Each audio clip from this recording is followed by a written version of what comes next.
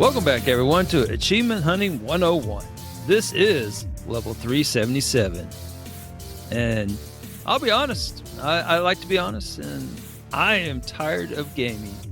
It's like a kid who wants to eat ice cream for every meal. I don't have kids, but I'm betting that if you complied with such requests, that it would not take too long before the kid is like vomiting everywhere and doesn't want to have anything to do with ice cream. Well, that's me. It sounds great. Non-stop gaming pretty much all day while you're at work, when you get home, all evening long. It sounds great until you start vomiting gamer score everywhere. I'm joined today by someone who is hopefully isn't as sick of gaming as I am. It's FreakyRo again.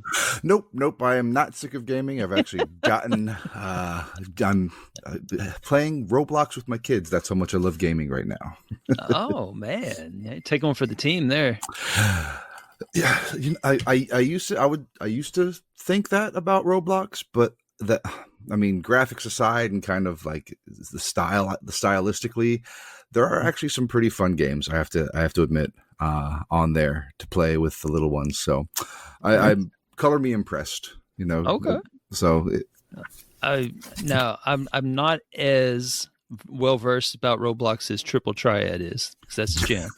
But the only game that I really remember was the natural disaster one. I think that's the one that they said to do to get like the achievements, kind of, sort of. I don't remember. Yeah, that's a popular one. I don't know if it's popular anymore, but yeah, that was an easy one to get achievements, because you just had, I think the achievements you had to play like so many days in a row, and then you had to play a game in a party, I think with 16 people maybe. I don't recall. Yes. But they weren't difficult achievements, but you did have to put time in. Right. And this game's been around forever. I mean, this was years ago. I mean, I'm surprised that little mini game is still around, but like, why have they not done like title update achievements or any kind of add-ons or anything? It seems like they're missing out on a big market here. I think because the way Roblox is made, it's kind of like a YouTube gaming platform. Like YouTube's the platform, and then you go in and you watch what you want to watch. And this is kind of like Roblox. Like Roblox is the platform, and you go in and you play what you want to play. Now I know recently they've been involved in a lawsuit where there were child predators playing with games with kids, and that was my next question. Yeah, no, they were playing like inappropriate games, and like the title of the games were like, "Let's go to the bathroom together," just like like just stupid stuff like that. And that's gonna be anywhere there's people, honestly. But what happened with Roblox is there was a I don't know the name of the guy, but there was a pretty well-known influencer who would go and like do stings on these guys, on these perverts, these pedophiles, and he would turn in names to Roblox and turn in screen names and do information and do digging and turn in names to the police and the authorities. Oh, that's cool. Well, then Roblox banned that guy. Oh, well, that's not a good look. Yeah. Instead of banning the other people, Roblox banned the guy that was. So like, I actually had stock in Roblox. I sold it all. I'm like, yeah, I'm done. Like, wipe my hands clean. Yeah, that's bad. So that's something where I have that parental locked, because my youngest, my 5-year-old, is the one that plays it the most. I have a parental locked. He's only playing it around me or his mom. So. Oh man.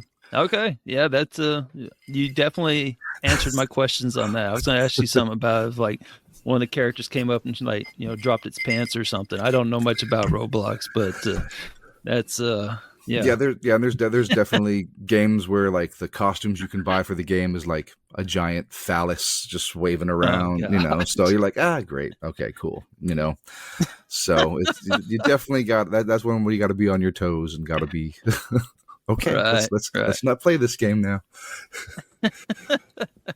Well, for me, I'm on the other end of the spectrum. I'm just tired of gaming. I mean, as you well know, GTASC is still going on, or maybe you don't know. I know your interest in it was not very much, if it registered at all. And I think the last time we talked was about a little over a month ago. Well, nothing's changed. It's just gotten worse. That's all. And I haven't seen your name in the list of Well, those executed in the Discord. So you're still. I apparently you're still working on it.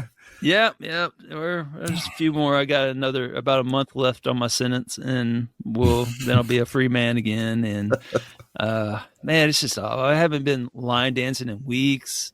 I just I'm gonna owe Kells big time when this thing's over. I don't even know how you begin to make something up like this. I mean, it's just all encompassing. I don't know. I guess I just had forgotten how awful it was from 2 years ago when we made our winning run in it. And I guess I should have taken notes from all my teammates from that run who all refused to have anything to do with the contest ever again. And, but yeah, I guess I'm a slow learner, but anyway, that's all I've been doing.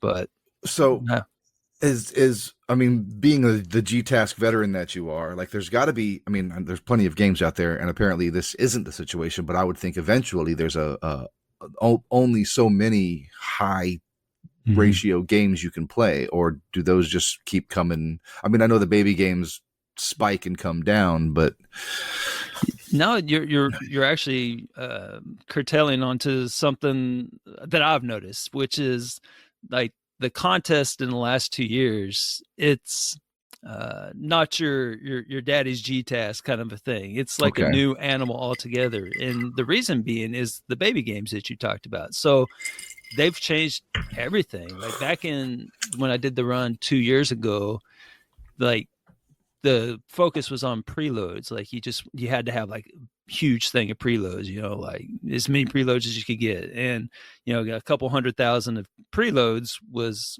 kind of ideal if you were serious about it. Yeah. Now, like, for example, if you're trying to set up a preload, it might be a more challenging game, and it takes, like, I don't know, let's just use the number 20 hours to get it set up to where you could, get all the high number of achievements off it.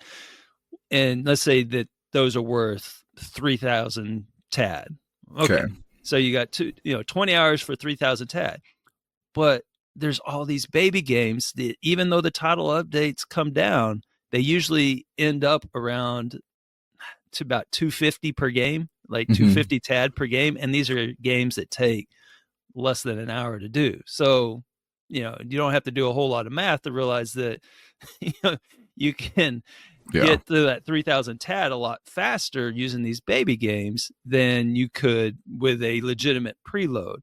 So the contest has changed in the sense that really the preloads are just how many baby games have you not played. And then as you get closer and closer to the end of this thing, the ones that come out that are still worth a lot, even though they're going to decay, they're not going to decay enough to not be worth doing while the contest is still live, because it'll finish the bulk of its decaying after the contest is over. So, and what point that is, I'm not 100% sure yet. So like, they just dropped a whole bunch of new ones the other day, and they're worth like, I don't know, like 600 points per 200 gamer score achievement. So like 800.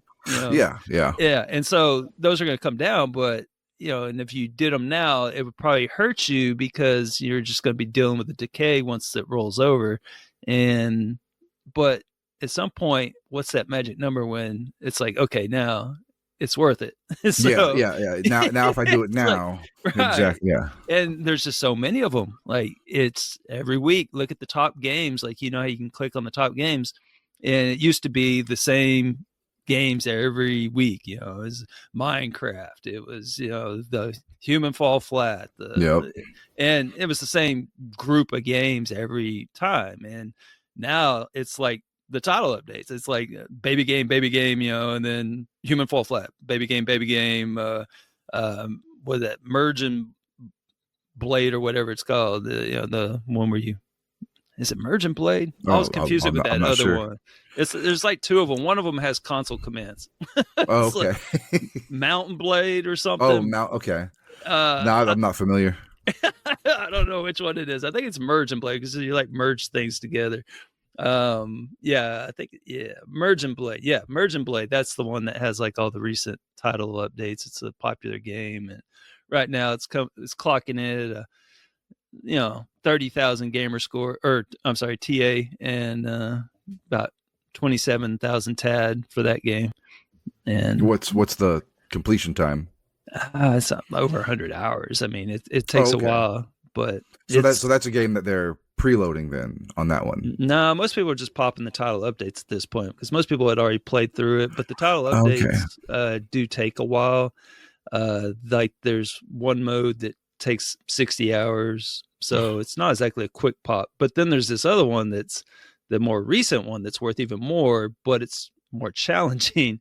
4 to 5 hour completion for 8,000 TAD. So that's the one most people are doing. And then there's this even another one that's worth another 8,000. That's a 3 to 4 hours. So there's like two of them that are 3 to 4 hour ish, and you get 8,000 TAD for each. But they're challenging. So do you still have stuff in the back pocket to pull out, like rare replay? Yeah, for sure. I probably got, I don't know, 70 to I don't know, up to upwards to 100,000 in preloads. So I mean, I'm not hurting, because last year I dropped out with enough time. Like once my team got eliminated, I just dropped out that week. I just stopped trying and got eliminated in individual so that I could save all my stuff for a better run. Yeah. When I had a better team. And so that's this year. And so I still have a bunch of stuff that a lot of people blew last year. There's a couple of games that were, the popular ones last year that I haven't even used yet. So I got a lot of options. I'm not hurting for options at this point. And I'm so glad that I kind of didn't score hardly any gamer score in the last year and a half, because I have so many baby games. And like, I don't know if you have seen that I've been hitting a few milestones lately. Yeah, I've seen your poses in the chat. Oh my gosh! Like, if you look at, it's really funny if you look at the, how you have tracking on where you can track your position on the leaderboard. Mm-hmm. If you look at my tracking, you can see when I started using up some of these baby games. It's just like a line straight up. It's like just, I mean, it's so ridiculous. I've almost scored. I think I'm closing in on 300,000 for the month. Is this the record for a month for you? Me? I mean, I don't think I've ever scored that much in a month. And the only month that would have been close would have been the final month of last year's GTASC, probably, or around that time, or 2 years ago when we were trying to win it. But yeah. Yeah, I think my record's like 150, and that 150,000. That was during a Star Wars month. I think probably 5 or 6 years ago, where we had the Rebels versus the Empire in the Discord. Oh, okay. So and then you had bounty hunters you could hire to your team and stuff like that. So that was pretty fun, but we lost. Empire lost.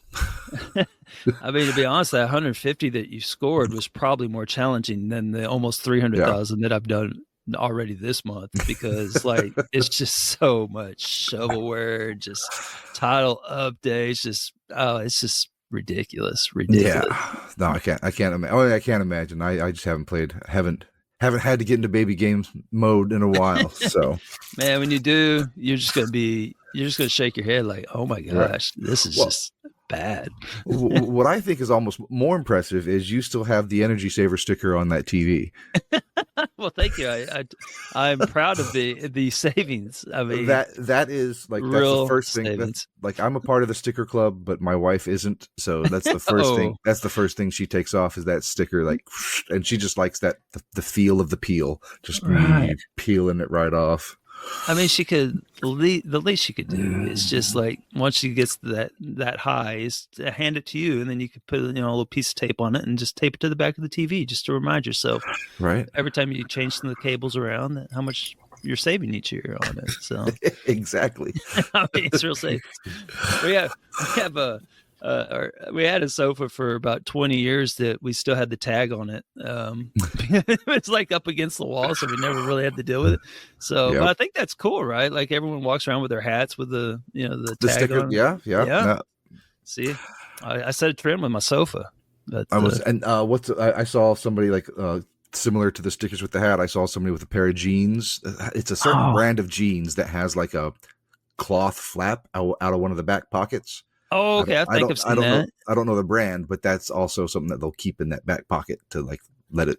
it's part of their fit, I guess, is what they're calling it now. Well, all right. It's so bad that you mentioned this because, like, today I was at the bus stop. This young guy walked by me, and I didn't know who he was, but I'm just the kind of guy that says random crap. And so he had a big, I mean, it was this huge tag. I guess it was a tag. I don't know what it was, but I mean, the thing was like, I don't know it was about a controller and a half long. Yes. And about that width. And it said, I believe 6. Yeah, it said 6. I guess that's a brand. I don't know. 6. Yeah, maybe. Was it hanging out of his back pocket? No, it was at the front. It was and it said 6. And so I was like, hey man, I'm sorry you didn't finish top 5. And he just looked he didn't even know what I was talking about. I thought it was clever, man. Oh, but, yeah, definitely. That's great. Yeah. Oh, well. So I guess there's a brand called 6th or something. Right. Whatever. Who knows? My wife would know. She's all up on that stuff. She has to be, but for her job. But yeah, I'm not at all. I still Fruit of the Loom and Hanes. That's Wranglers, Levi's. Yeah. I mean, Fruit of the Loom. I mean, they got us for life. I mean, those commercials with the guys dressed up as different fruit. Yeah. Oh yeah. Man, those were. Man, they just don't make them like that anymore. Or nope. I assume I don't ever watch commercials, so I don't know. I never. Yeah. I'm trying to think the last time I actually sat down through a commercial. Right. Yeah, that's kind of. I guess they still make commercials. I don't know. They have to. They have to. No, what? The only time I ever see is when football's on because I have a little antenna thing on my TV, so I can pick up like Monday Night Football and stuff. Yeah. I don't have cable. I don't have anything. I have nothing. Oh God! If it was up to me, if I was up to me, we would have nothing. But we have freaking Disney Plus. And HBO Max, and just all the streaming services. And I'm like, Jesus Christ, why? Yeah, we don't have any of that.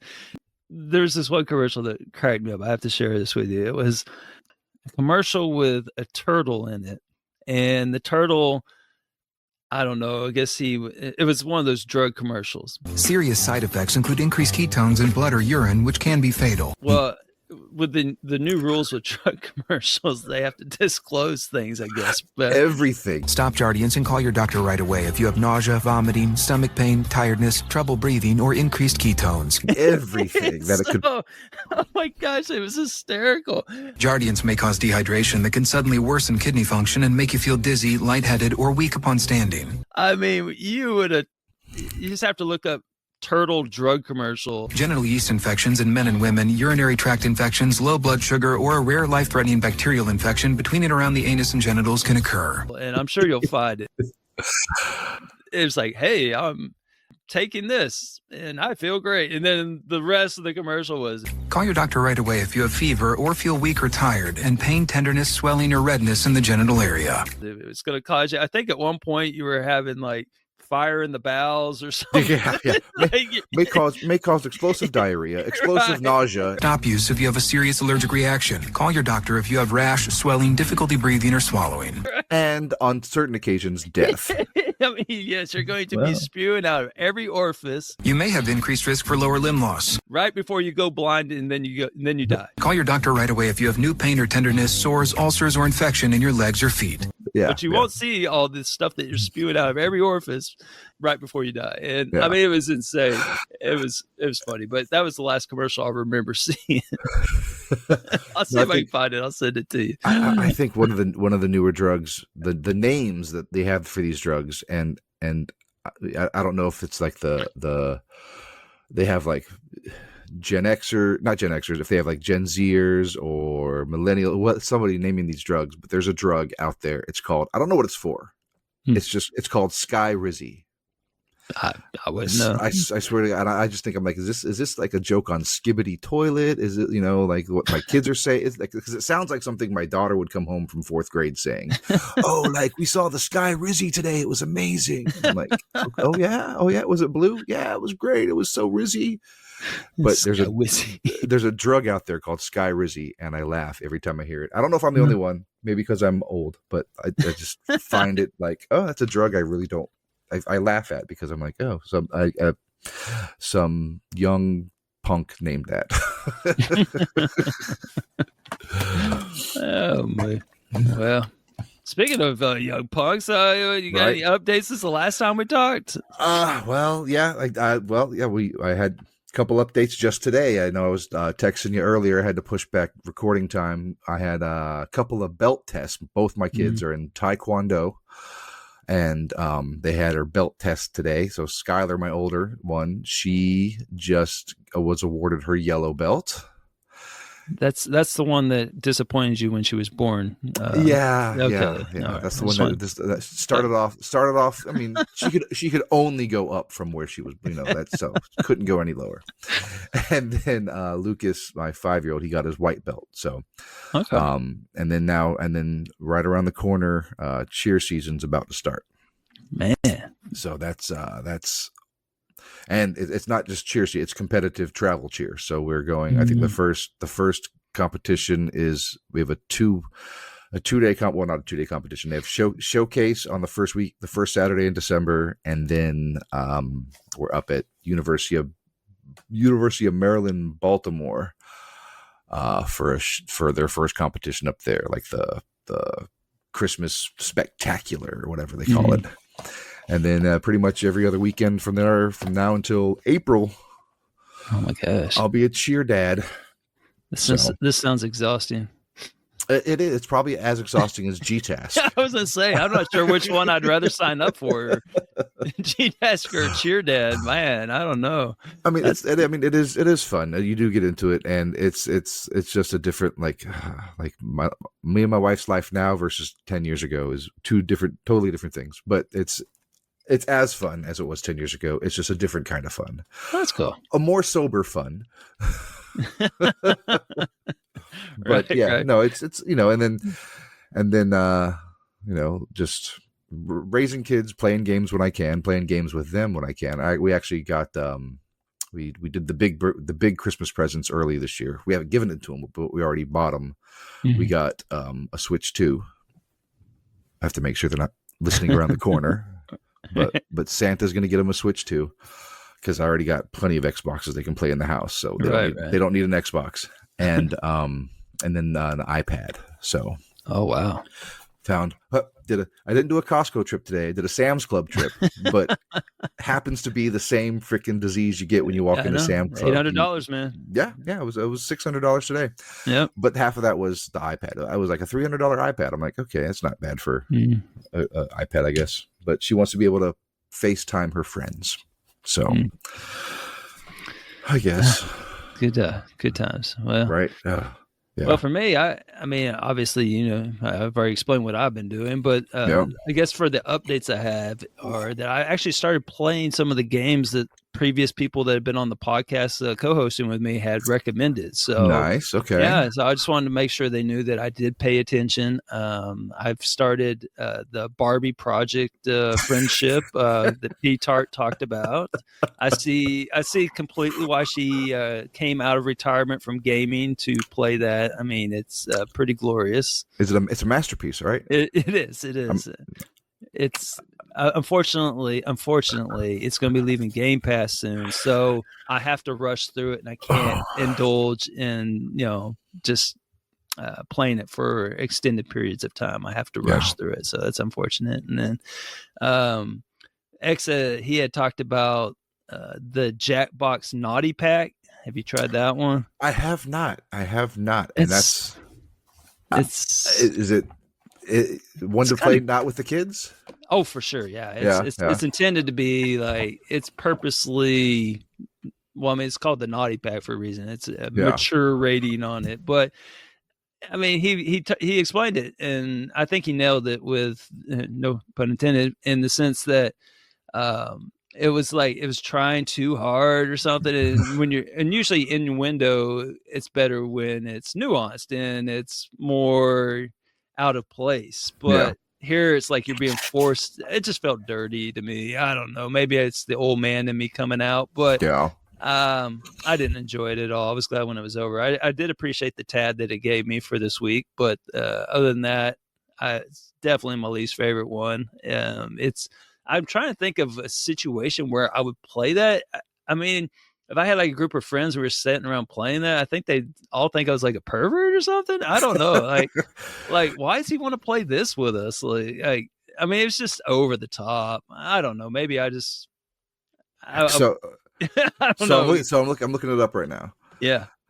So is it like, so I know a lot of the recent Jackbox bundles, they have different mini games. What are the new mini games they have? Are they any? They're basically dirty versions of other ones. So like they have a game called Faking It on one of the other ones, and so this one was called Faking It All Night Long, or maybe that's the name of the whole thing. And then you had Drawful. What was the name of it in the game? Drawful something. They just added a few words to it that made it kind of sexual in nature. Yeah. And then there was the third one. I don't even remember it was so forgettable. The third game, I can't even remember what it was.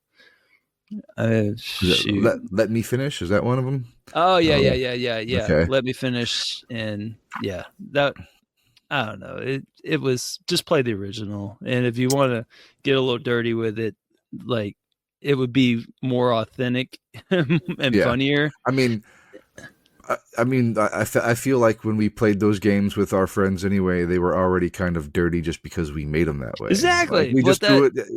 Like, it was unexpected to some reason. Yeah, exactly. You know, like if you're, it's a lot different if the unexpected dong makes an appearance in the drawings, whereas the prompt is telling you to draw a dong with different aspects of what it is doing. It's just like, okay, at this point, I'm just like, what? Really? I don't know. I didn't enjoy it at all. Maybe that's just me. Maybe it's a me problem, but no. Not for me. I don't think. I mean, just from that description, I don't think I'm going to rush out and buy it. I like subtle. I mean, sometimes bash over your head comedy can get you there, but like subtle comedy is an art form, and I just think that you're right. Like when it tells you to draw a dong, like like to me, like, see, if I was actually playing this with friends, I would be drawing the most innocent drawings, because that's the funny thing, because you're being told to draw pornography, and you're like drawing like something than that. Maybe I'm just a contrarian in nature, but I don't know. No, I agree with you 100% on that one. Yeah, X was right. He warned me about it, but he did tell me about it in the sense that it was worth some tad. So I did cash that one in. And then the other one he told me about was House Flipper. And so I'm finally getting through House Flipper. Is this another one of those simulation games? Yeah, it's a simulation game. And so, like, I thought maybe I was playing the wrong game for the first 10 hours of it. I don't know, like, because it's called House Flipper. And so House Flipper, you buy a house and you sell it, right? I would assume. Right. So this was like home repair simulator. So like the first 10 hours, maybe I just played it wrong, but like you're just basically being hired to do jobs around people's houses, which is usually just clean it, change out the tile, it's like home repair simulator. And okay. Like there was nothing to do with buying a house or selling a house. And so I guess I was following the walkthrough, so that it had it divided up, I guess. And so I realized there's a second tab on the starting computer, and that actually allowed you to buy homes and then repair them and then flip them. So it finally came around, but I was really starting to question it because I played it straight through, did all the home repairs, finished with that complete, side of the game, which is like half the game.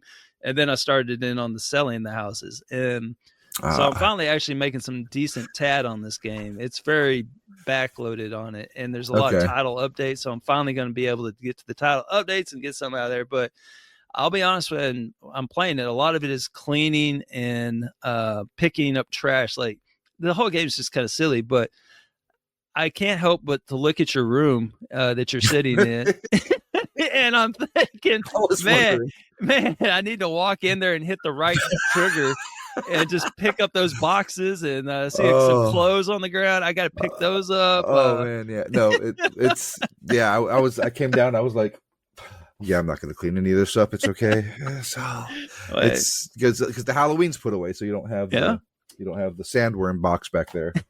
Yep, that was a pretty epic box. But yeah, there's definitely. Let's see here. That's a towel right there. Okay. That is. I it starts to move. I'll let you know. Right, yeah. No. So, and then that's where I gotta see. That's an eBay box I got to mail right there. That's an eBay box I got to mail. That's a Pokemon ETB I opened up earlier and didn't get anything out of. Then you can look on this side too. There's some more laundry. All this laundry. Some laundry. Yeah. That's just some. Trust me, we need it. that's some. Okay. Yeah. I thought it was a beanbag. You can stuff it into if you just have a shell. That would be a great idea. All the laundry we can donate. Instead of donating it, we'll just get a big cloth and stuff it into a bag and make it a beanbag. That'd be perfect. See, that's that knowledge from House Flipper coming to play right there. Right. I'm a home improvement specialist. There you go. There you go.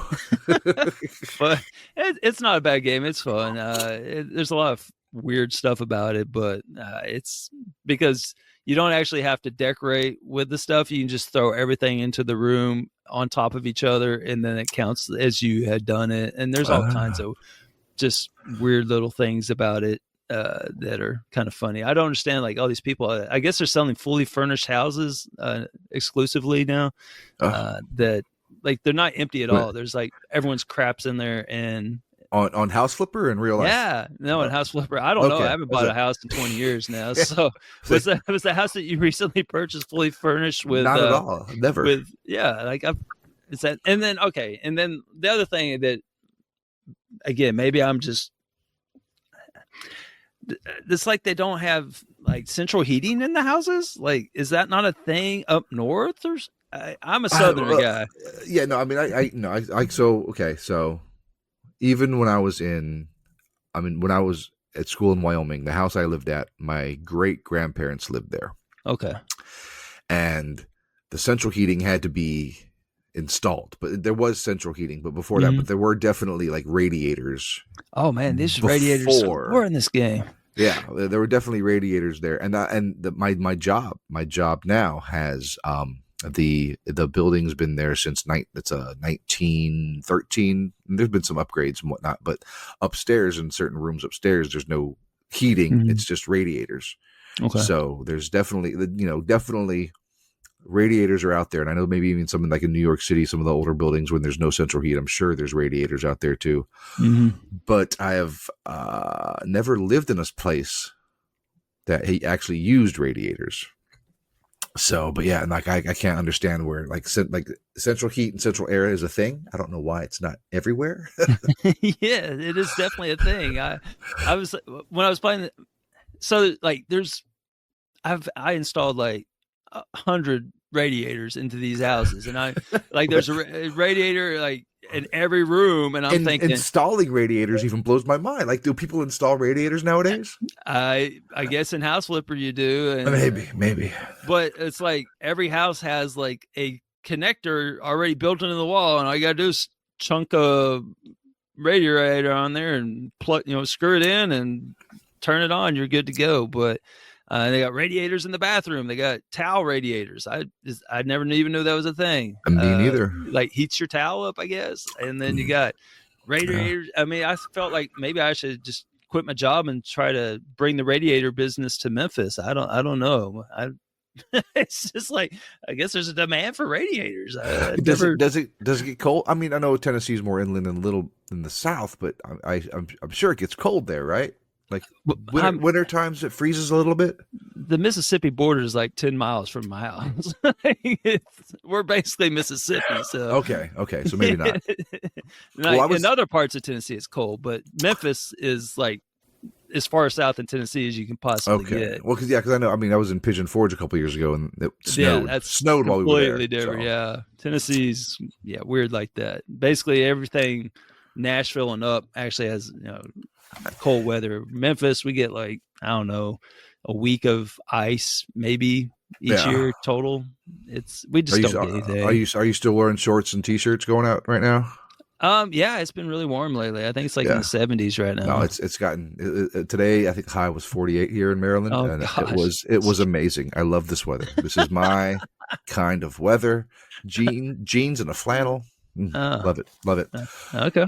But just side note, as a Tennessean, did you know that Tennessee is one of only 2 states that border 7 other states? Mm-hmm. I believe it's 7. Yep, and Missouri's the other one. Yep. Okay. I, as a Tennessean, I feel you have to know that. Well, the thing on that is that I thought we had the most, and then I realized that Missouri was tied with us. Yep. And but we need each other because we both touch each other, and if we didn't have each other, then we'd both be just with 6. So yep. I mean, and you have that little bit next to Virginia and the Northeast. So we just kind of spread out. Yeah. Yeah, I understand. So, well, I mean, where I live, I mean, Mississippi is just 10 miles this way. Arkansas is 10 miles that way. And Missouri is like, I don't know, 30, 40 miles the other direction. Like we're right in that corner. I had a girlfriend in high school that insisted to call it Missouri instead of Missouri. Oh. And I was like, if you're from there, it's called Missouri. I'm like, you're the only person I know from there, and you're the only person I know that pronounces it like that. It's like when I was in California, if you're from Nevada, it's Nevada. It's not Nevada, it's Nevada. I'm like, yeah, no, it's Nevada. Sorry. Well, speaking of states, right? You got some game chat for us? You got some games you've been playing? I do. I've been following the Game Pass rewards, the reward points. I know they kind of nerfed it, so you don't get quite as many reward points as you used to. You just forget achievements and doing tasks and whatnot. But they have one where if you play 4 Game Pass games in a month, you get a certain amount of reward points. You play 8 different games, you get a certain amount of reward points. So I've been kind of trying to cycle through Game Pass games and play them. And 2 have actually recently really kind of caught me, and I've kind of stopped on them. One of them was that. I was going to ask, like, I have to ask how many points you got. I think I have over 30,000. I know that's not a lot of points compared to other people, but I have 30,000 points, and I think that can give me like $3. I was say, what's the goal here? Like, I don't know. It's like a stick and carrot thing. I don't know what the end goal is eventually, but hey, it gets me playing some different games, because there's just sometimes where I sit down and I'm like, I really don't know what I want to play. Yeah. So then I'll just kind of peruse the Game Pass menu and just choose something that whatever looks good just on the picture. I gotcha. Okay. So I downloaded Ball Pit, or Ball X Pit, or Ball Cross Pit. I don't know how you say it. Ball Pit. And it is really fun if you like Vampire Survivors. Have you played Vampire Survivors? I have not. Okay. So it's like a cross. Well, I don't know if it's a cross between anything, but it's Vampire Survivors basically with on rails, I guess. So are you familiar with Vampire Survivors? How that gameplay is? Well, I have played Ball X Pit or Cross Pit, and to me, I think the comparison I would make it is on the arcade cabinet Tron game. Okay. Where you're trying to go up into that center thing, and you're bouncing the ball off the wall to hit the block so you can clear a path to run up there and get warped out of there. Yeah, to me, that's what the game really reminded me of. Okay. No, I can totally see that too. But like with the upgrades of the weapons and the combining them, that is like 100% a Vampire Survivors gameplay mechanic too. You get weapons, and then if you compare that weapon with in Vampire Survivors, usually you pair the weapon with a passive item, and then they combine to make another super weapon. Is Vampire Survivors, is that a twin stick shooter type game? That's what I always thought it was. Nope. You don't even need. You can just play it with one finger. You can put your thumb and then move around, because like it automatically. You know how like in Ball Pit, like I don't know. I always set it to automatically shoot the balls, and you just gotta aim where it is. This one you don't even aim.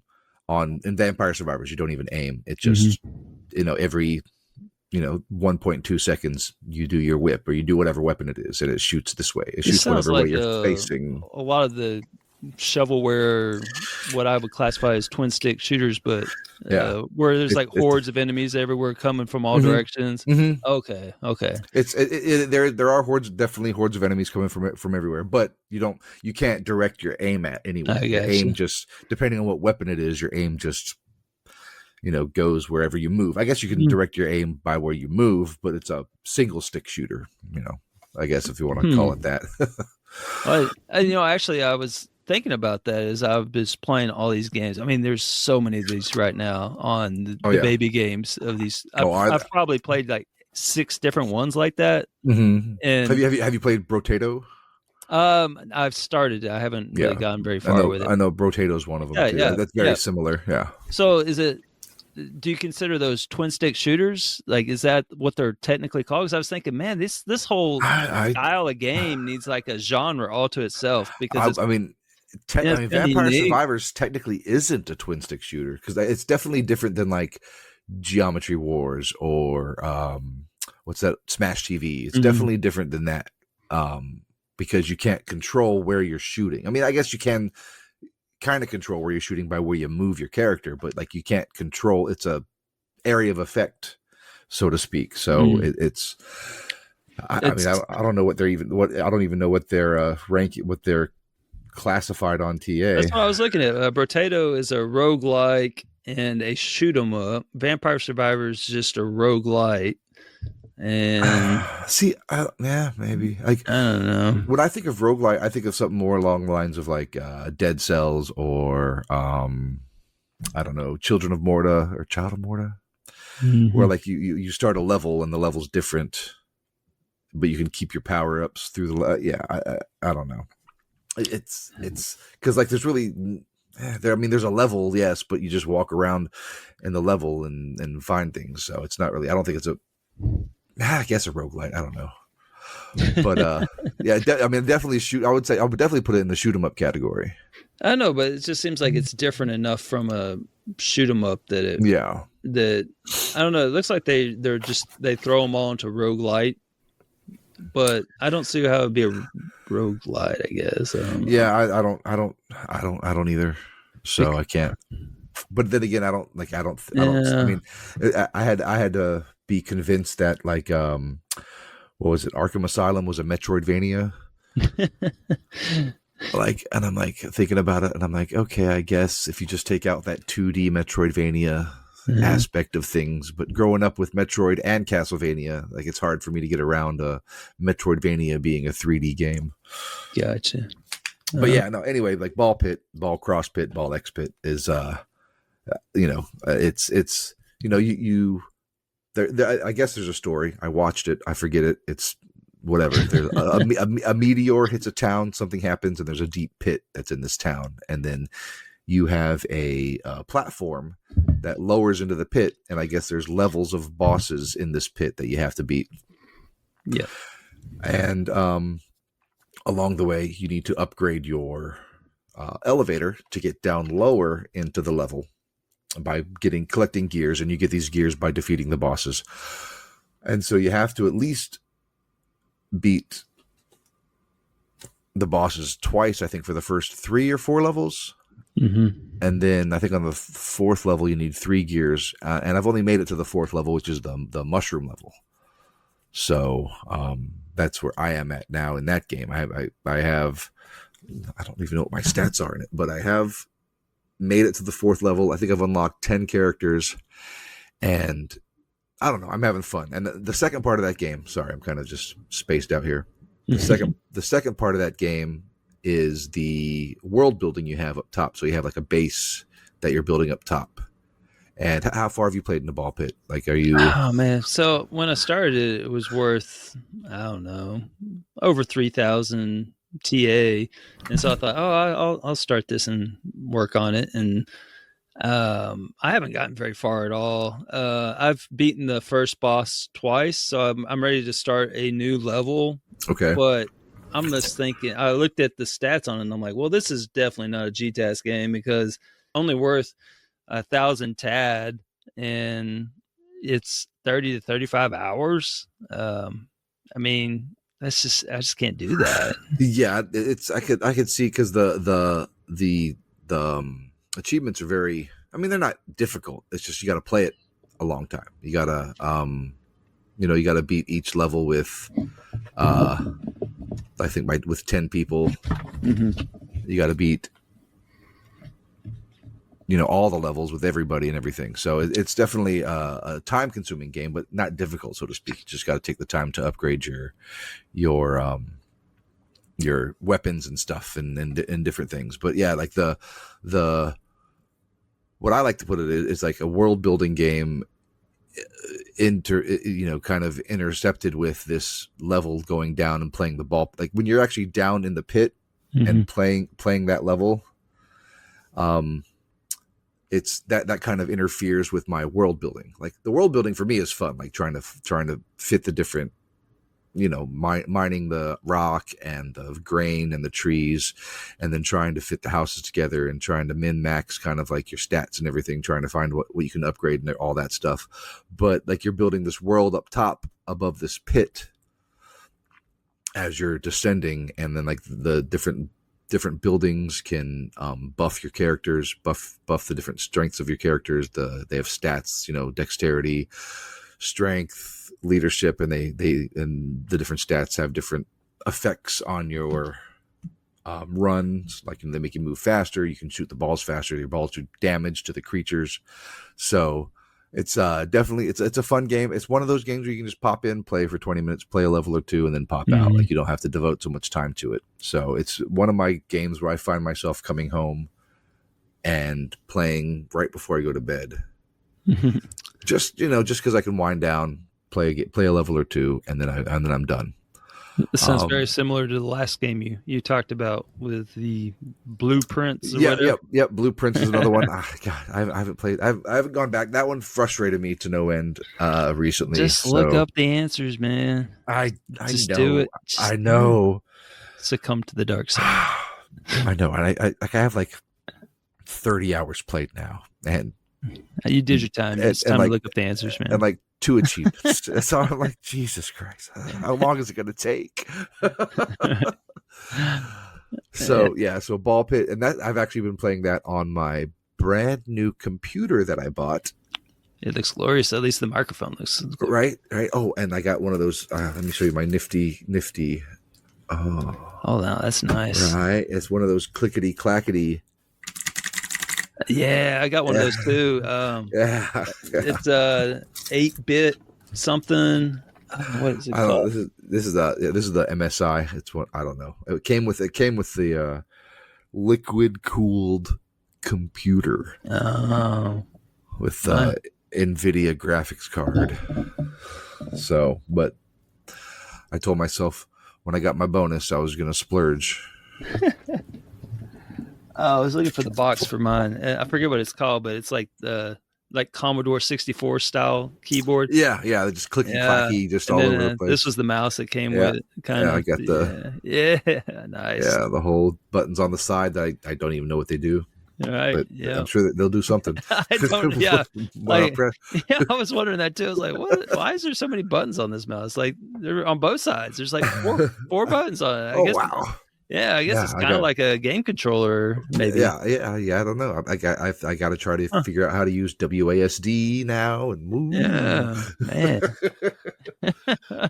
So so that's what I've been playing on my brand new computer. Man, well, congratulations. Yeah. So our store was up in sales this year, so we all got good bonuses. So anyway, I choose to spend mine on toys. Instead of saving the graphics of that Ball X pit on the new computer, just amazing. Amazing. Yeah. You could almost see every pixel. Yeah. Now, is it Ball X pit, Ball Cross pit, Ball pit? I don't know. Like what? I don't know, man. It's the naming conventions now of all not worth Tad pit is a time pit. Time pit is what I think of it. Ball not worth my time pit. Yeah, that's right. It. That's what that X is. It's like don't go there. Well, Yeah. So another game I've been playing, and the Game Pass is this one really has kind of pulled me in, is Dredge. Never even heard of that one. I had never even heard of it either, and I was just scrolling through Game Pass. Let's try it, whatever. So again, there's an intro that I kind of quite didn't pay attention to, but apparently so you're a fisherman, and you come to this area where this area of, there's a bunch of different island communities, but you start off in the first island community, and you learn that the previous fisherman died, maybe, or he's no longer there. Whether he died or moved on or what, he's just no longer there. And so this community needs new fishermen because that's how they survive. You catch the fish for the community so they can eat the fish. And they buy the fish off you so you can go get more fish to bring back to the community, and circle of life kind of thing. Gotcha. And they have a fishmonger you sell your fish to. They have a ship person that can fix your ship and whatnot. So you go out. So you go out to fish, and there's certain, you have like a fish encyclopedia. So there's a different fish you can catch, and there's different zones you can fish in. And you have to have the right fishing pole to fish the zone. So there's a coastal zone.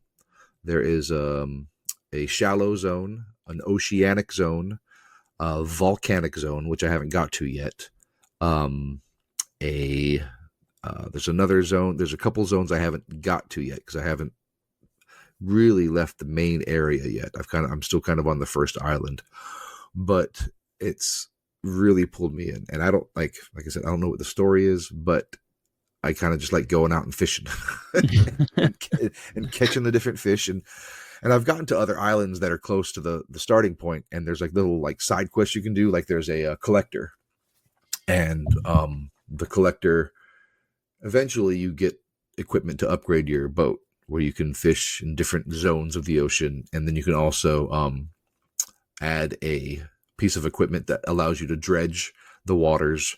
So you can like drop a net and just kind of go along in your boat and catch fish passively. But there's one piece of equipment that you add that allows you to like get debris. Like if you go to shipwrecks, you can pull debris out of the water from the shipwreck. So you can go around, and then when you're going around in the ocean, there's like bubbles coming up from these spots. Like you don't just fish in a regular random area. So there's actually spots where there's bubbles or equipment or like shipwreck items, loot you can pull out of the ocean. So it's kind of directed that way where you can just go to that spot and fish. And then when that spot is depleted, you can go to another spot and fish. But you can't just fish as much as you want because you have an inventory system on your boat, right? And have you ever played Diablo 1? Have you spoken to Jaren yet? Oh, I've heard of it, yeah. What a fortunate turn of events. Yeah, okay. So you know the inventory system. A few times. You astound me, my friend. You know the inventory system in Diablo 1 where it's the squares and like each piece of equipment's like a shape and you gotta fit it in your inventory. Pretty sure that's Diablo 2, 3, and I haven't played 4 yet. Well, yeah. So it's intriguing to me that you went specifically with Diablo 1. Because I haven't played Diablo 2. I've played Diablo 3, and I didn't remember if it had the same inventory system or not. And I haven't played 4. Yeah, I haven't played 4 either. But yeah, okay, I know what you're talking about. So that is exactly the inventory system on your boat. So some fish are like bigger, some weirder shaped. And... Exactly. Like some fish are like the small little whatever carp or like one little square. And then some fish are like the squid's like 2 squares sideways. The cod is like the L shape, so it's kind of like, Tetris. You got to fit in there, but also it has like your lamps and your motors are in there, and your fishing reels are in there, and your nets, and you can only place those in certain areas. Like your motors is only at the bottom of the inventory, so you have your place for the motors. You can't place anything else. Well, you can place other stuff there, but that's only where the motors go. The fishing rods go on the side of the boat, right? And then your lamp, your lighting source goes at the top of the boat. So you have to kind of maneuver everything in there. So it's a little management game, a little management side game. And then when you go fishing for the fish, it's like a mini, almost like a mini QTE, quick time event, where you don't have to press a certain button, but you have to press, like, it'll be a needle going back and forth on a screen, and then there'll be a part of that screen that's green. You have to press the button in that green area to catch the fish. So it's not difficult by any means, but it's I don't know. It's fun. I find it also relaxing. I guess, but there is an element of like, oh crap, I got to go back to the base and sleep, because if you fish at night, you have an insanity meter. And then the fog rolls in, and that's like, you start learning about this, the previous, I don't know if it was the previous fishermen or the previous communities around the Isles did this, but they summoned something. And at night, this fog rolls in, which is why you have to have a light on your boat so you can see through the fog. But it's really not, you really can't see that much outside of the fog, even with the best light that I have now. And at night, you have enemy fish that attack you.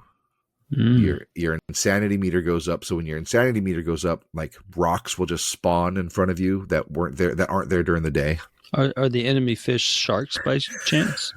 Sharks, yes, but like megalodon sharks, like gigantic sharks. And then there's also an anglerfish. Spoiler alert: if you're playing the game, there's an anglerfish. You know how anglerfish work? They have like that light to draw fish in. Yep. So the anglerfish, it's really kind of genius. You'll be in the fog and you'll see like a shadow of a boat off in the distance, and you're like, oh, I want to go check that out. I want to go see what that boat is doing. And so you go to the boat, and it looks like just another little fishing boat trudging along, and you get close to it, and it's actually an anglerfish, where that boat is like the light lure from the fish, and then the anglerfish attacks you. So that's pretty cool. But then once you figure that out, you're like, okay, well, I'm not going to that boat anymore. I was going to say, it seems like it's kind of a limited usage, but yeah. But I assume later in the game, when you get more powerful, you get a bigger boat. Like, just like Jaws, we're going to need a bigger boat. you get a bigger boat, you go out, you get a more powerful fishing rod. I assume you go out there and you try to catch them and pull them in. I haven't got that far yet, but it's definitely a game I'm probably going to keep playing, try to pursue the achievements. The achievements aren't popping fast, but they're not popping slow. I mean, I don't know what the TA is on it. More than that, but that's what it needs to be for me anyway. 21, that's about 20, I guess 25-ish hour completion. Okay. 1,500 whole tad there. Wow. Oh, there you go. Right. Yeah, it seems like we almost talked about this with the trade-off between baby games and yeah. So it's definitely. I like earlier today, because today is my day off. Earlier today, I was playing, and I had just upgraded my boat the first time. So now I have the dredge tool, I have the net, I have fishing rods, so I'm good to go. It looks like there's the add-ons to the game. Are you gonna get the add-ons? Yeah, I might. We'll see what happens. I know it's Game Pass, so I don't know if the add-ons, how much the add-ons are or whatnot, but we'll see. There's 2 of them. I mean, I guess it's been pretty popular. So I guess it's. I mean, it's got a pretty, I guess, a decent following on Steam and Reddit. So it's about $5 for each one. They're on sale right now. Not much of a sale, but maybe you can save 50 whole cents on one, and 60 whole cents on the other. So that's like 10% off. Man. Yeah. So this is okay. I mean, it's intriguing. Yeah, I'm not gonna lie. You kind of drew me in a little bit when you started talking about the oddly specific Diablo 1 inventory system. I mean, and it's and they're kind of and when you're on the boat, and it's when you're first fishing, you're like, okay, that's easy. I have a 2 square fish. I have a 3 square L fish. But then when you start getting like the deeper fishing rods, you'll have like a 4 square fish, but then you have 1 square sticking up on the top and then 1 square sticking up on the bottom. And you're like, okay, I need to upgrade my hull because this is the only fish I can carry of this kind.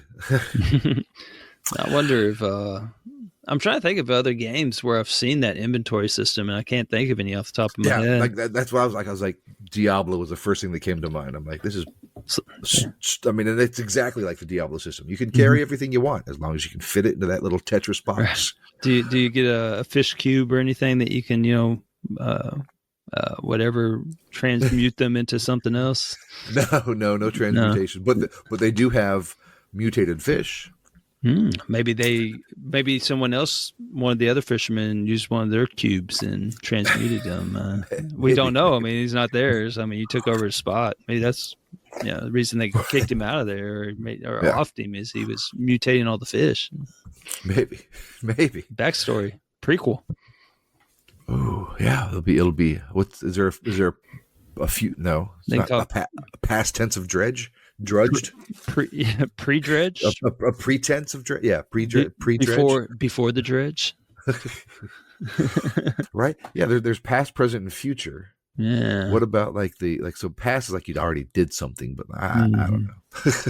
Before we dredged. I don't know. Yeah. Right. We were here, or we are here. Oh man. All right. Well, I didn't have that one on my bingo card. That's yeah. No, like I said, like prior to about 2 weeks ago, I'd never heard of that game or either game, Ball X Pit, or Dredge, and just because of the Game Pass, I guess the Game Pass quest worked at least on this guy. So those are there's other games like I said, there's other games like Roblox Game Pass, so that counts. Minecraft, that counts. So those are the games I can play with my son, Minecraft and Roblox. So those games pop real quick. I have on my phone at night, sometimes I'll be playing there's a Cabela hunting game. Okay. I couldn't tell you the name of it because usually I'm like, it's 11 o'clock and I just play it for 10 minutes to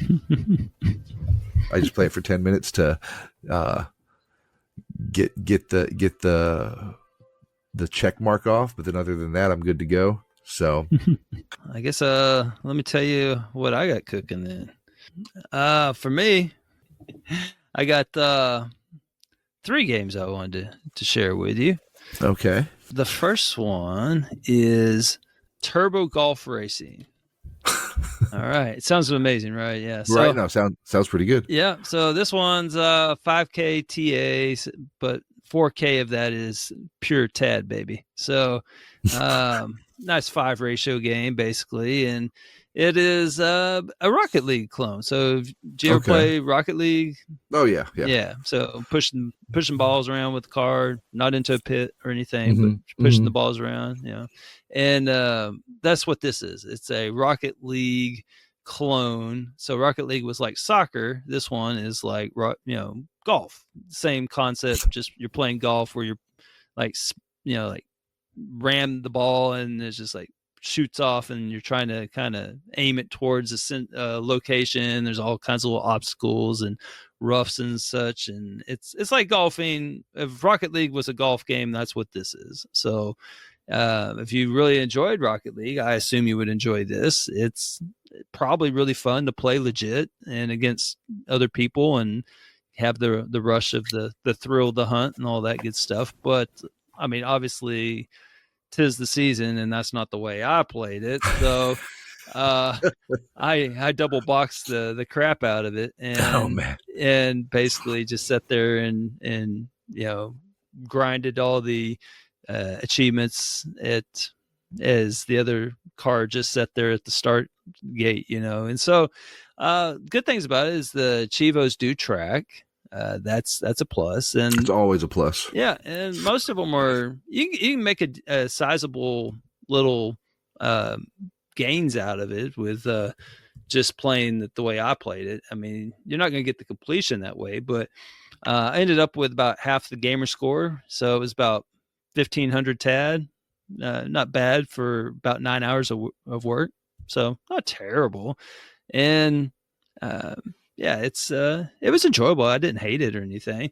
The only thing I didn't like about it was that one time there's this one achievement that actually 2 of them that stopped tracking. And so at some point, just be careful and know that. So like the way I was approaching it was I was just trying to make incremental progress on a set of achievements. And so I wasn't specifically working on one at a time. And I think I would suggest to do it one at a time because at some point the tracking can get stuck and then you have to redo it all the way to 100% again. And that's what I ended up having to do for one of the ones that's a little more time consuming, where you have to, what's the name of that achievement? It's the pick me up before you go. I figured you would like that one. That's a nice wham. Reference. Yeah.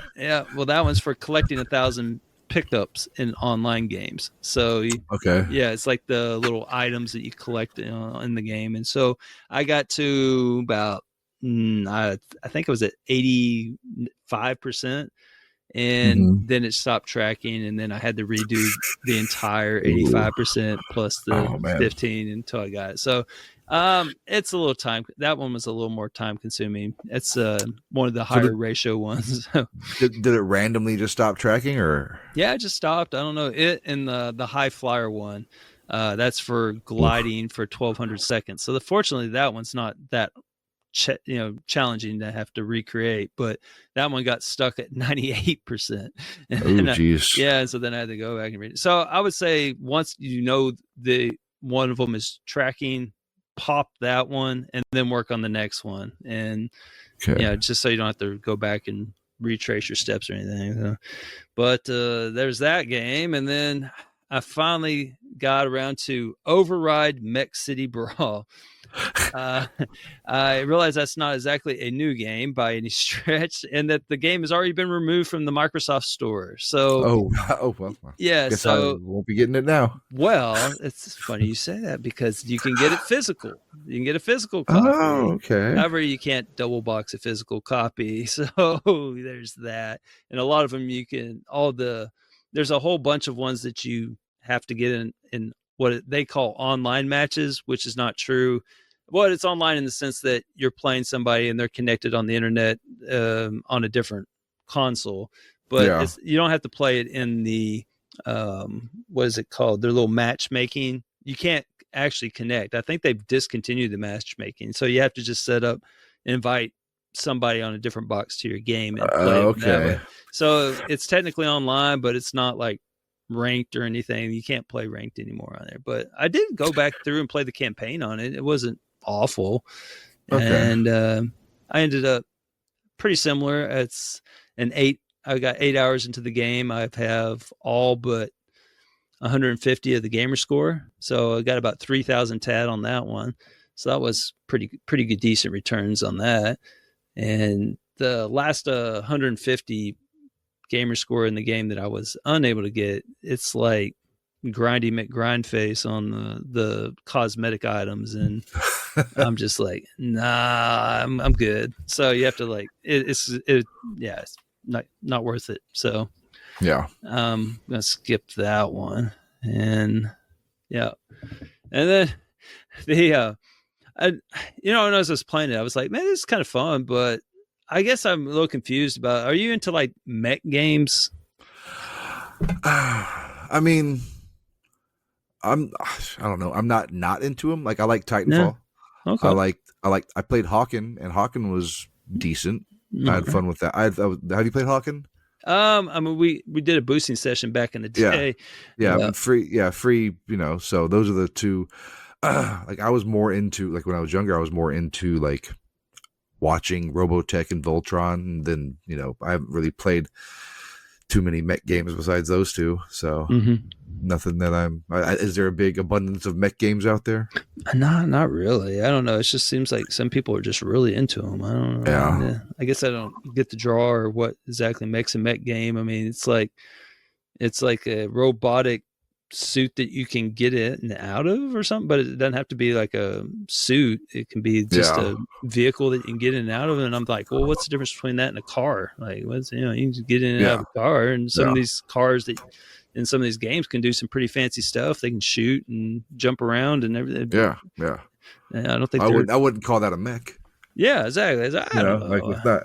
Yeah, I just never really understood. I don't know. Some people are just real passionate about mechs. I'm not one of those people. So, and it sounds like you're not either. Me neither. No, not really. All right. Can't say that I am. So those are two that, and I would just throw a little bonus one in there of one that I wasn't intending to talk about, which is a game that was critically panned, I guess it was. I don't know that it's necessarily that bad. It was NERF Legends. So it's already been nerfed off the website. It got removed. And if you look at the stars on the crappy TA rating system, it's got 1.64. I just hate that rating system. Like, yeah, it's dreadful, but not dredgeful, but dredge. but yeah, I see what you did there. Yeah. It's one, like, the latest news that tied to this game is one of the worst Xbox games of 2021 could be delisted soon. So everyone hates this game, but it's not that bad. At least the servers are still up, and if you want to double box it, you can get some decent returns on the online stuff for it. But I don't know. It has such a low play count. Like, there's only less than 1,000 people that ended up playing this game, and like, so wow, only 14 people have completed it too. Yeah. Wow. So it's not a great game. I don't know. There's one online one left I haven't got, which is to tag out 1,000 people in multiplayer matches, and it's one of the more, I don't know. It's only worth like 240 TAD, but it's like 2 hours of work. So I'm just like, I don't know. It's like right on the border, and it's really mind numbing. You just basically start up the online match, and you go to where the player spawns, and like they respawn in the same location. Like, there's only like 4 spots, and they're all right next to each other. So you just shoot them, and then they respawn. You just shoot them, they respawn, and you don't even have to really move that much. And it's just mind numbing work for 240 TAD. I don't know. So I'm going to probably skip that one. But so I've given you 3 that you probably will never play. Nope. Maybe. I don't know if you like Rocket League a lot, but here you go. Here's one that you can play. I didn't come empty handed today. Okay. All right. So I got one for you. It is called Sopa, the Tale of the Stolen Potato. All right. It is a Game Pass game. Okay. I haven't tried this one yet. So this is one that you could play with your son. It's a nice. Okay. It's a cutesy little cartoonish game.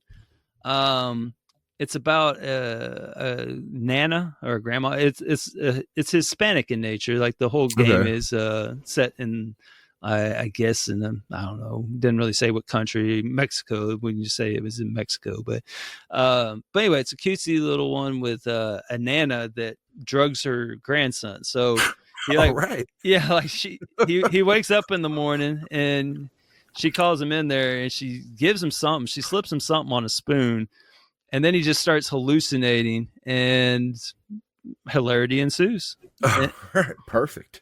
Are you sure I could play this with my son? Yeah, well, they don't come right out and say that she drugged him, but the thing really took a turn once he tested the soup.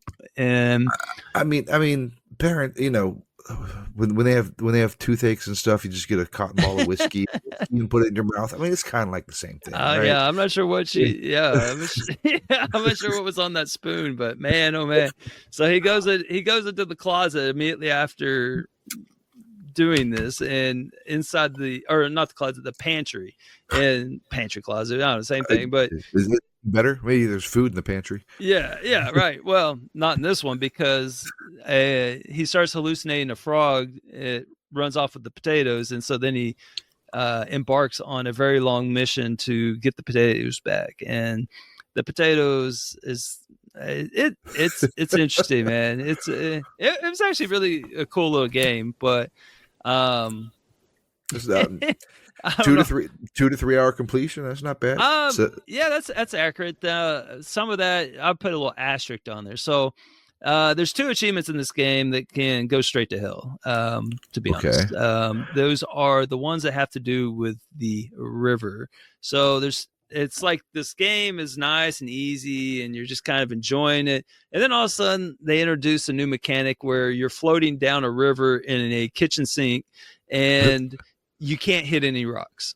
But the thing controls about as well. I'm sure the boats on Dredge probably handled a little better than a kitchen sink with one paddle. And so you have to complete the river without hitting any rocks. And there's another achievement for not hitting, any more than 5 rocks. So, so they set the bar pretty low, but even then I'm just like, okay, I'm good. So it was going to take way too long. But those are the only 2 achievements in the game that are troublesome in any way, really. And they're missable. That's like yeah. two, Well, that's, yeah. Well, a lot of them are in the game. yeah. Well, I mean, I assume you can like just exit the game and restart. Is that yeah? if So you hit something? Well, okay. So there's no chapter select in this game yet. Okay. They haven't added that. They may at some point. Who knows? But because there is a very definite timeline to it. But the missable ones, there's, for those of you that are thinking about this game, there's 2, 3, Yes, there's several. 4, 5, 6, 7, 8, 9, 10, 11, 12, 12 or 13 ish. I don't know, out of 31. So about a third of the achievements are missable. But for like the river one, let's say you bump into a rock and you're like, oh, I'm going to go for the no rock one. So you restart it, and it takes you back to the very beginning of the river scene where you have to learn the tutorial on how to operate this kitchen sink on there. And there's like a little bit unnecessarily long cutscene with a dolphin that you mistake as a shark. And okay, it was cute the first time, but after you've seen it about 20 times and you're getting irritated because you keep hitting the dang rocks, you are having very negative thoughts about the game at that point, and you need some of Nana's soup to calm you down. And but is it like the going down the river in Disneyland Adventures? I've heard of that. Yes, I'm sure that's in the Brer. Like the Brer rabbit part of the game too, you would enjoy it. But like I don't know. I don't know if I ended up getting it. But yeah, no. At some point, it just feels like they're mocking you. Is there thinking at you? Yeah, because you have to get like the gold pins and all. Oh yeah, I remember that. Yeah, no, it's frustratingly, and I don't even think you can restart. Like you have to turn off your Xbox if you want to restart, because like you have to finish the level, the trip down the river to restart it. Oh, that's worse than this. I think I'll take the annoying dolphin over that. So, but no, it's be a good game for you to try out with your son, as long as you don't care about the completion and yeah, nah. I think my completion percentage is less than 50%. I mean, I'm building this up like it's a lot more challenging than it is, but I mean, it's less than a 3 ratio on it, but yeah. Keep in mind that everyone that plays this game is playing it for the easy gamer score pretty much, and so that's on a game that would, probably that's like double what the ratio would normally be, I guess. Is one. Yeah. But yeah, I don't know. I mean, I doubt my son could do it, but we'll see. You just enjoy talking to the dolphin over and over again. I don't know. I swear that thing, man. Let's do it again. Yeah. You haven't even hit a rock yet. I know. I want to see the dolphin again. What are you doing? But yeah. So anyway, that's all the games. That's all my real games anyway. Did you ever try the stunt driver? The stunt. I have. I was just thinking about that, and I have not yet. It's still sitting in my need to play games. Yeah, that was a good one. Lots of explosions and good stuff. I definitely bought it last time. You did. You told me. Still need to buy it. Still need to play it. All right, I want it in the next update section. I will. Yeah. I will play that tonight. Did you have any baby games that you wanted to? No baby games. Just I was just a couple games of Balatro, a couple games of Blueprints that pissed me off, and then I was. It's not a baby game, but it's an easy game. Going back to the You Don't Know Jack, I know last time we talked, I was mentioning that I wanted to clean up my 360 catalog, right? Especially like physical games that you can't buy anymore and that are non-backwards compatible. Yeah, and I don't know if this one's non-backwards compatible or not, but I have You Don't Know Jack from the 360. Okay, the original. So, yeah. Well, the original on the 360, I know there was a You Don't Know Jack before that on the PC, but the original You Don't Know Jack on the 360 is just, if you're familiar, it's just the game show with, I forget the name of the guy that does it, and there's like 50 different 50 different category rounds you can do, and It's probably Jack. I'm just guessing. oh, no, it's like Candy Candleston or something like that. Oh, okay. It's some weird. It's some it's very very like I like to. Have you played Battle Block Theater? No, I know it. It was too disappointing that it wasn't Castle Crasher, so I stopped. Oh, yeah, well, I like to compare the guy from Battle Block Theater, like the announcer, like, hey, we're doing this, blah blah blah. Oh, okay. To the announcer in You Don't Know Jack, like very kind of similar energy in my opinion. Okay. But like You Don't Know Jack. Have you played the actual like original You Don't Know Jack? No, I have it. It's sitting over my cabinet with about 100 other 360 games I've never played. But so it's basically it's just a quiz show game basically, and it's meant to be played with more than one person, but you can play solo. And there's actually there's an achievement on it where you play solo on Friday and or Saturday night, like so many times. And let me look it up right now. The achievement is called that's not it, but there's an achievement where you play, like I think it's 6 times on a Friday or Saturday night, and it's something like loneliness or loser or whatnot. But it's like, oh, you play, you have no friends. You're playing on Nice. Friday night by yourself. But and it's like a tongue in cheek, very like game show. There's 3 rounds. There's the first 10 questions, the second 10 questions, and then the final round is like you have to match up things like depending on the category. It could be like the hairdo, and like so it'll throw up different hairdos. It'll be like snakes, flat top, bald, and then you got to match it with the character. Where like snakes would be Medusa. Oh, that's flat top would be like Kid and Play, and then bald would be Professor X. So you have to match up like it'd be like a plant, chia pet, different, and sometimes they're kind of out of left field, so you kind of got to think about it's more thinking about it than just kind of answering it. But when you play it with more than one person, you can actually you can use your screw, and it's when you screw your opponent. And like if you think they don't know the answer, you screw them, and you make them answer the question, and then if they don't get it right, you get points. But if they get it right, they screw you back, and then they get the points that you were trying to screw them out of. Anyway, it sounds like the early precursors to the Jackbox Naughty Pack. Yeah. Very, very, but a little less subtle, less in your face. They're a little bit more subtle. Yeah.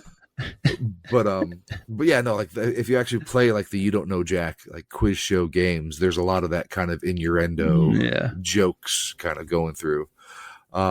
But yeah, I've been going back, and it's a slow burn. Like the achievements don't really come so quickly because you have to get like 10 animal questions, 10 movie questions correct. It's like if you've played any kind of quiz show game, it's kind of like the same thing. Earn $1 million over lifetime of playing. So, there are some multiplayer achievements you need to get. So there are some that I don't have. I might actually have 2 copies of this game, so I might have to double box some stuff. But I think you can do it in local multiplayer also. So, but like one of the achievement names is Menage a Quatre, where you have to complete a 4-player match over Xbox Live. Nice. So, like I said, so it does have that little adult kind of theme to it. Virtual Virgin is one of the achievements. So yeah, that's always kind of been a thing with the Jack games anyway. Right. They're just not hiding behind it, but just going to say, yeah, we're going to be naughty, whatever. Just take the gloves off and okay, yeah. I may play that at some point in my life. It may just sit in my cabinet until I die. I don't know. It may be something you can do with the missus if she's a fan of quiz shows. We don't no more gaming. That's right. Yep. Yeah. Nope. No. It takes 2, and it takes 2 gamers, not just 2 bodies. Exactly. It takes 2 gamers. No. Yeah. So anyway. I remember. One of the times I had my wife help me with achievements was Connect Adventures, because you had to have 2 players in some of them, and she would beat me in the head-to-head races. And I'm like, how? You don't game. How are you beating me? What are you doing? And I would just get so frustrated that she was, not just beating me. Like it wasn't like neck and neck. She was just destroying me in these Connect games. And I'm like, I quit. Whatever. Fine. Whatever. I'm done. It ruined my ego really fast. Let's play some Tekken real quick so I can beat your ass. Yeah. Like, no, I gotta go. So, well, for baby games for you, I've played all of them. So, but there's one that I guess kind of stood out that I would recommend. It's called Hole Theory. So it's kind of like Hole IO, which basically you're a hole and you're going around, things are falling in you, but yet somehow you don't fill up. It's intriguing. In fact, with Hole IO, you just get bigger, which is kind of seems like the opposite of what would occur. But in this one, it's like in a room and there's certain items that are like white, and then there's a couple colored items. Well, you don't, as long as you just stay with the white items, you have to get all of them to fall in the hole. And if anything that's colored a different color falls in there, then you lose, and then you have to restart. Sounds so simple. It is. It is a very easy game. It's got 4K TA, but thanks to title update, there's only about 400 TAD between the two of them. So yeah, it's like 2000 250 TA, I guess, for 2000 gamer score, something. Maybe a little less, but anyway, it's just an intriguing little game and a lot of achievements. It's like 35 achievements in each game, and you get them like almost as fast as you can, go through it. But I don't know, I just enjoyed it. It was relaxing. It was a nice break from just the same game with different skins on it over and over again. I swear there's this, what studio is that, man? They're using the same assets. Like it's like they changed the hero from a bear to a rabbit or vice versa, but the enemies are all the same. They really like bees, and there's like the same stupid bee enemy in every one of the games. Like it's clearly the same platform game, and it's like, come on. This is what I deal with. And I've seen that bee in at least 3 different games. I mean, that it's the same bee. The bee is it the bee that's in I forget which one it's in. Was it Butterfly? It might be. It might be the same. So you have to bounce off the bees. No, it's not that one. It's okay. I think it's the same bee that's what is it? The Crazy Rabbit Adventure. I think it was that studio. Oh man, I'm behind on my baby games. Oh man, there's probably going to be about 20 of them released tomorrow. So it's just, I think it's Crazy Rabbit Adventures, Rabbit Crazy Adventure. There's 2 of them. My Night Sun Games. I think that might be it. Yeah, it's this. No. This one only has 3 different games. I vaguely remember a bear in one of them. So, I don't know. They're just very similar. It's just like, cash grab, man, shovelware to the max. But I mean, we all have them. It's a thing, man.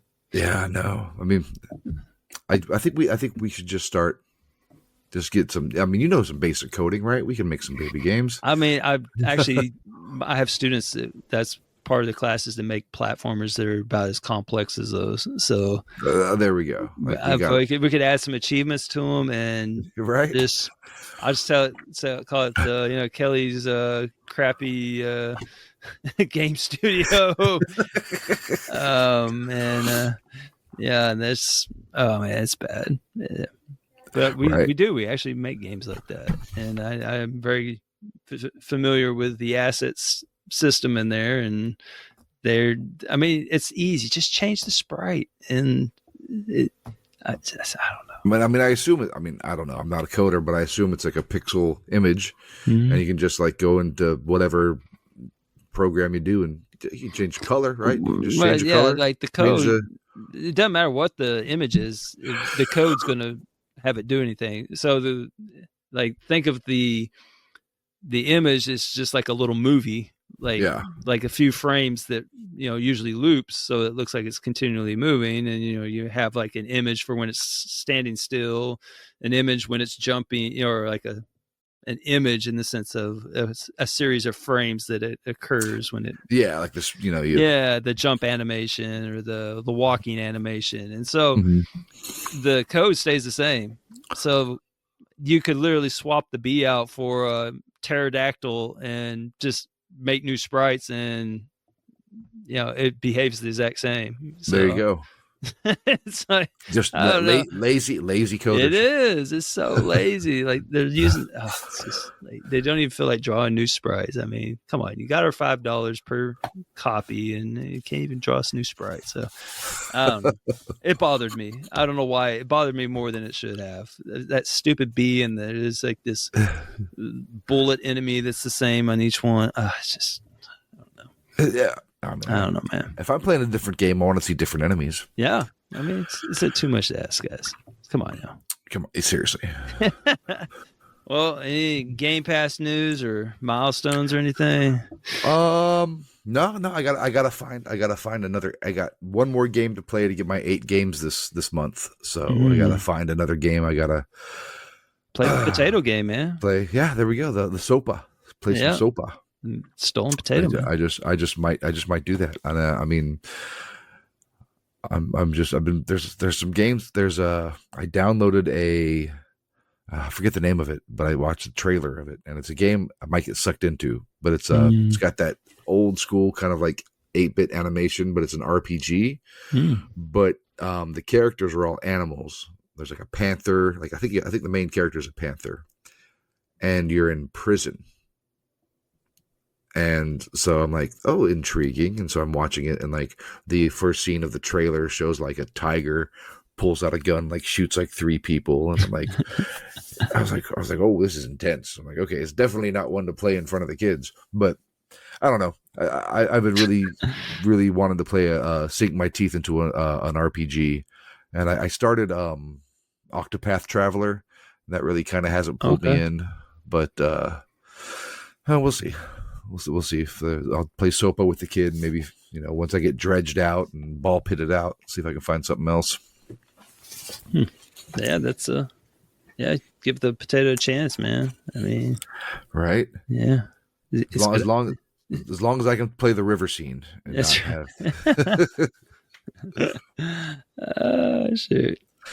You got any Game Pass news from you? Anything you seeing on the horizon you want to play? I haven't verified this, but I believe Xbox is getting 150 new games next week.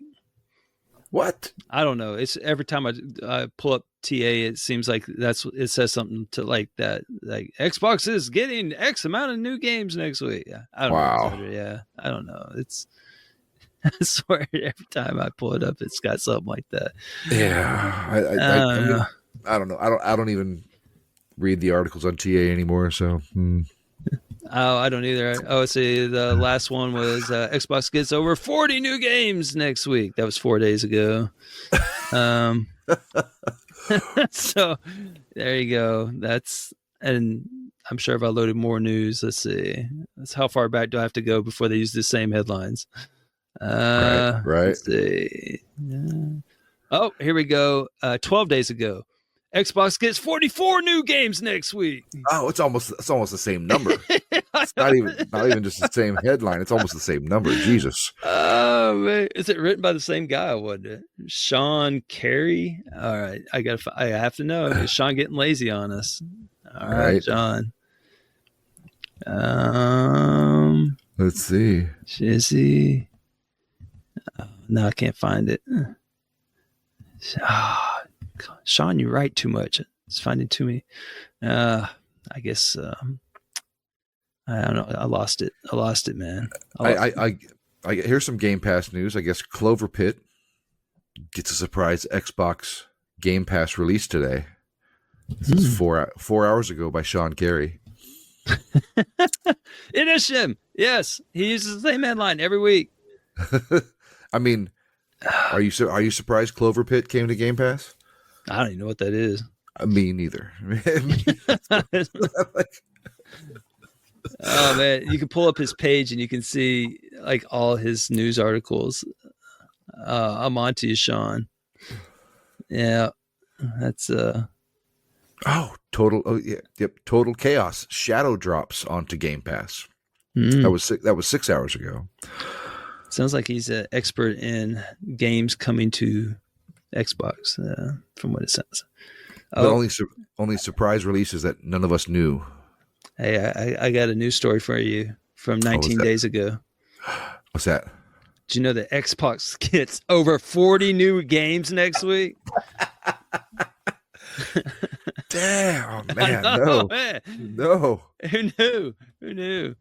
Oh, man. That was 19 days ago. Oh, wait. I got one for you from 26 days ago. Are you ready for this? I'm ready. Xbox gets over 40 new games next week. Oh, jeez. Okay. I got one from 6 days ago. Oh, okay. Xbox Game Pass adds over 80 stream your own game titles. Oh my gosh. It's twice as much. Oh man. Well, you're not gonna believe this, but 1 month ago, Xbox gets over 50 new games next week. Oh jeez. Yes. Thank you, Sean. Sean is on the cutting edge of so yeah. Xbox games. There you go. So there's your Xbox Game Pass or game news, is that there's going to be over some number of games next week. Yeah.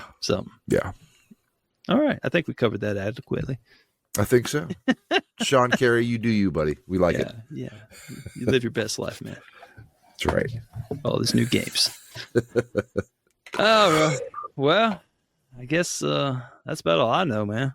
Yeah, that's about all I know. My glass of scotch is empty. I see that. Yeah, you nursed that one down.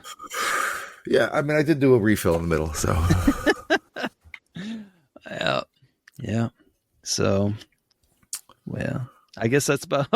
Right. I haven't said it yet. We just got jumped right in without many pleasantries on the front end. But thank you so much for filling in. No, like I said, anytime. I know. I think X is coming back from Japan, right? And that's I don't know, man. I didn't really want to come back when I went over there, so. Yeah, he may just decide to stay over there. So we'll see. Yeah, well, it's I would. Cool place. Haven't even visited. I think the most I've been to Canada and I've been to Mexico. So man, you just really get out there, aren't you? I need to expand my horizons. Yeah, Ireland is really what I want to go to. That'd be a cool place to go. I haven't been there. I've been all over Europe. I've never been to Ireland, so Ireland. I want to go. Ireland and Iceland are two I really want to go to. Yeah, that one's really not too far from where you are. Yeah, right. Up where I am. Yeah, up from Maryland. Yeah, I mean just kind of northeast, right? Right. I mean, I am right by the ocean, so I can just go. Yeah, it seems like. I mean, it'd be a longer journey for me. I mean, because it takes several hours just to get to where you are. Yeah. But for you, I mean, how long of a flight do you think that is? I'd say 5 hours to Iceland.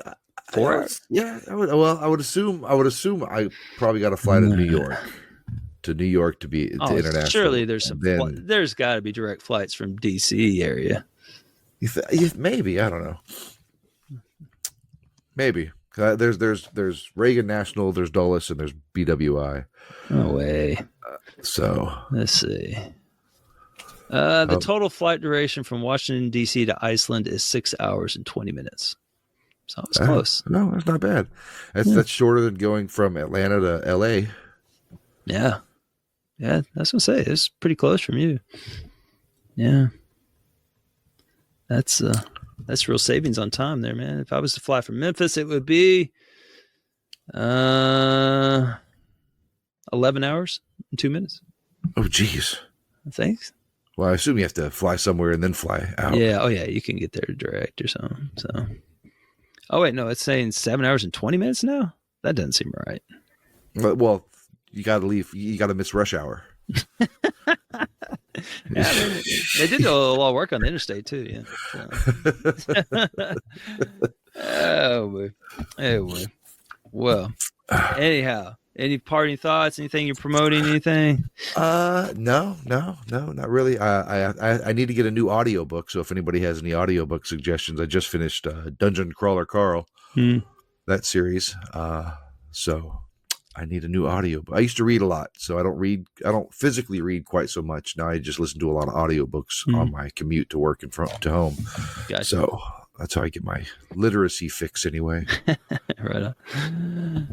All right. Other than that, yeah, no, not really. Just getting ready for Thanksgiving. And you have any Thanksgiving plans? I know that's 2 weeks away. Yeah, something. Yeah, no, that's next week. Yeah, man. Yeah, well, You yeah. better get busy. That's 1 week away. Yeah, you're right. No, do you have any Thanksgiving plans? Or I just got traveling or family coming in. I did a good job of nailing that holiday down that is our place, so we don't have to go anywhere because it was getting too much. That is. It was a strong play, man. 15 years ago or so, we made that play. We were tired of going somewhere for Thanksgiving and turn around and go everywhere for Christmas. Y'all coming to us for Thanksgiving, so yeah. No, I wish we're staying here for Thanksgiving, and then Christmas. I think we're staying here too. But my in-laws and my family and my in-laws' family is just 3.5 hours south of us, so it's not that far to drive. Right. But we have 2 kids, young kids. Yeah. Like, you can't come up to us. Like, we'll come down there for Christmas if you come up for Thanksgiving. Like, nah, we want you to come down. Nope. Like, I put my foot down. We're staying here for Thanksgiving and we're staying here for Christmas. We might we might visit after Christmas. And my wife is all about it. She's like, yeah, awesome. Yeah, we're gonna stay here. So hopefully we'll get a visit from somebody, but we'll see. If not, man. See. So more time to play the potato game if no one comes, man. Exactly. So yeah, no, it's this will actually be my first Thanksgiving where I don't have to work probably about 10 years. Awesome, man. Congratulations. I'm actually off. So before I moved up to Maryland, I was at a restaurant and they did like a turkey trot, like a 5K run. Oh, I'm doing one of those. Yeah. Nice. Yeah. See, I always had to work it. So I was at the restaurant, like doing like passing out waters before and then afterwards serving beers and drinks. So I could be there at 6, like it was like 6 a.m. to like 12. But it was easy. It was, out early. So I was still out for like Thanksgiving dinner. And then now working in retail, working at the liquor grocery store, we're open until 5, but they actually gave it to me off. So my first Thanksgiving off in like 10 years would be nice. Cool, man. We'll have to check in on you before the year's out. And class dismissed. Yeah. And pain, tenderness, swelling, or redness in the genital area. Hello, AH101. This is Nerdy Neo coming to you with another Year of the Vayner summary. A much belated Year of the Vayner summary because I swore that I had recorded one for August, but then I went back and looked at my messages that I sent to Koosh, and I realized I didn't. So I was going to do an August and September one, and then time just slipped away from me, and it was already like mid-October. So I'm finally doing a triple recording, so we're covering August, September, and October. I promise I'll be better about the last 2 months for November and December. So for the month of August, the Vayner of the month was Monster Sanctuary, which I believe myself and I think one other person completed it. Yes, there was. Well, I thought that there was one other completion, but we did have a late addition into the competition who also completed it by chance in August as well. So there were 3 completions of Monster Sanctuary in August. The most completed game for the month was Draconic Resurgence with 9 completions, and that is across the various 3 different stacks. And August was also the month with the most completions this year, with 19 completions over the month across everyone's contributions. Squarix had the most completions in August with 5 completions.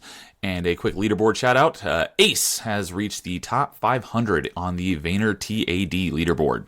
So for the stats for the month of August, in third place was Squarix with 76 achievements. In second was Nightwolf with 95. And in first was J Huns with 120.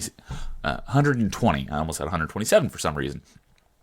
For gamer score earned, in third place was J Huns with 5,000. In second place was Squarix with 5,249. And in first place was Nightwolf with 8,759 gamer score. And then for true achievement score earned, in August, for third place was J Huns with 6,947. In second place was SquareX with 8,686. And in first place was Nightwolf with 10,998. For September, the Vayner of the Month was Eldorand, which to this point still has 0 completions for the year. So that was a little bit of a failed Vayner of the Month. The most completed Vayner in September was also Draconic Resurgence, thanks to those triple stacks.